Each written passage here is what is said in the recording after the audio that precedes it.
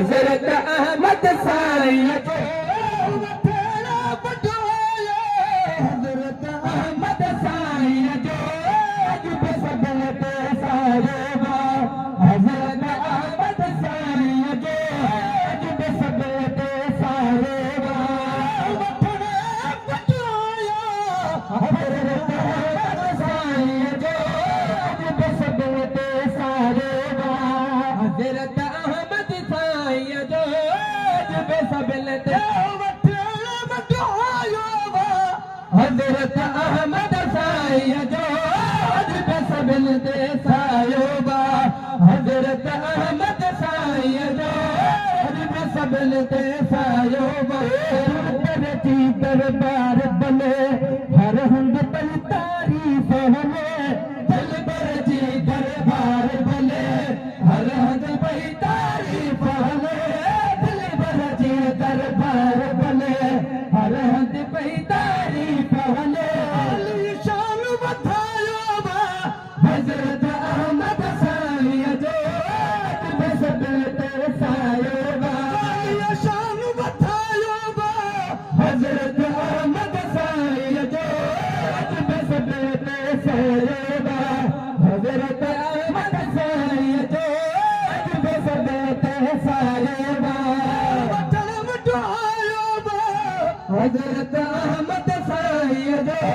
अज बि सभिन ते सायो बा हजरत अहमद साईं जो अज बि सभिन ते सायो बा रूप सखी जे दर आवे तोर बि खाली बेनावे रूप सखी जो दरबार केर बि खाली बेनावे रूप सखी जो दरबार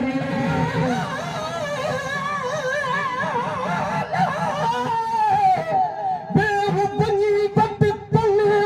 आ कलम जनी जे हथ में मेठो अगो अगियो बारो बो लिखन भिट जो घोट लतीफ चे पनो सो पढ़न जैसा पसंद प्रिय खे सखिया जो दरबार केर बिठाली बेला है ही बे सखिया जो दरबार केर बिठाली बेला है जय दर खड़कायो हजरत अहमद साईं जो अज बि सभिन ते सायो बा जय दर खड़कायो हजरत अहमद साईं जो अज बि सभिन ते सायो बा हजरत अहमद साईं जो अज बि सभिन ते सायो बा हरफीअ खे पढ़ंदे वञो बुलंदीअ ते तूं चढ़ंदे वञो हरफीअ खे पढ़ंदे वञो बुलंदी तूं चढ़ंदे वञो हरफीअ खे पढ़ंदे वञो वॾो सरमायो हजरत अहमद साईं जो अज बि सभिन ते सायो बा वॾो सरमायो हजरत अहमद साईं जो अज बि सभिन ते सायो बा हजरत अहमद साईं जो अज बि सभिन ते सायो बा मुर्शिद जे अज मस्तान तेजी परे परवान मुर्शिद जे अज मस्तान पहुंची परे परवान मुर्शिद जे अज मस्तान पहुंची परे परवान हज़रत अर्श शरीफ मल्हायो हजरत अहमद साईं जो अज बि सभिन ते सायो बा उर्फ शरीफ मल्हायो हजरत अहमद साईं जो अज बि सभिन ते सायो बा अहमद साईं जो अज बि सभिन ते सायो बा हजरत अहमद साईं जो अज बि सभिन ते सायो बा रूहानी पेर गलानी हजरत अब्दुर्रऊफ सानी रूहानी पेर गलाए हजरत अब्दुर्रऊफ सानी रूहानी पेर गलाए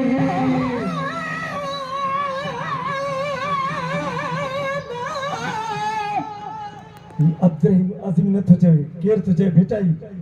सुहा सुठियूं नींद क्या सुआ सुहा सिद्धीन हिन्नत देने दरिया गजू कूड़ एडाई की नकीर गो सच सो दीन इज्जत जो अधरात के वखर गहाईन भिट जो घूट लतीफ चे साथ निभाए नीन साबित नी सीरम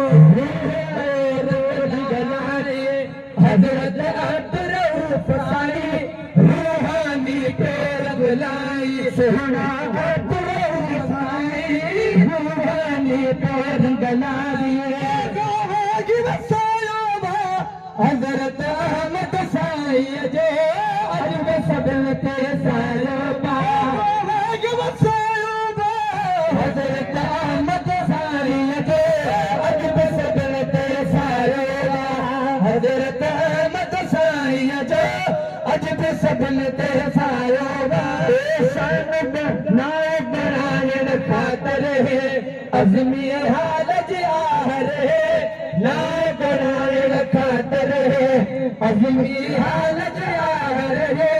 नायब नारायण खातर है तो शेर पढ़ाया बा हजरत अहमद साई जो अजब सबल ते सारो शेर पढ़ाया बा हजरत अहमद साई जो अजब सबल ते सारो हजरत अहमद साई जो अजब सबल ते सारो वटो वटो आया बा हजरत अहमद साई जो अजब सबल ते सारो